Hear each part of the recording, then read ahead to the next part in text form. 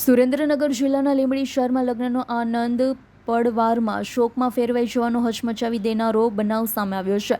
અમદાવાદથી પોતાના સગાના લગ્નમાં હાજરી આપવા આવેલા 27 વર્ષીય દીપકભાઈ સોલંકીના નિર્દય હત્યા થતા સમગ્ર જિલ્લામાં ચકચાર મચી ગઈ છે. માહિતી મુજબ લગ્ન પ્રસંગ દરમિયાન કોઈ નાની બાબતે બોલાચાલી શરૂ થઈ હતી. બોલાચાલી ધીમે ધીમે ઉગ્ર સ્વરૂપ ધારણ કરી ગઈ. આ દરમિયાન આરોપી અમન ચૌહાણ દીપકભાઈને એક તરફ લઈ ગયો, જ્યાં તેણે છરી વડે વારંવાર હુમલો કર્યો હતો. ગંભીર ઇજાઓના કારણે દીપકભાઈ ઘટના સ્થળે જ ઢળી પડ્યા અને તેમનું મોત નીપજ્યું. આકસ્મિક બનેલી આ ઘટનાથી લગ્નનો આનંદ તરત જ શોકમાં ફેરવાઈ ગયો છે. શહેનાઈના સૂર બંધ થઈ ગયા. સમગ્ર માહોલમાં શોકની કાલીમાં છવાઈ ગઈ. પરિવારજનોમાં રડવાનો માહોલ સર્જાયો હતો. ઘટનાની જાણ થતાં ડીવાયએસપી સહિતના પોલીસ અધિકારીઓ તાત્કાલિક સ્થળ પર પહોંચી ગયા, તપાસ શરૂ કરી.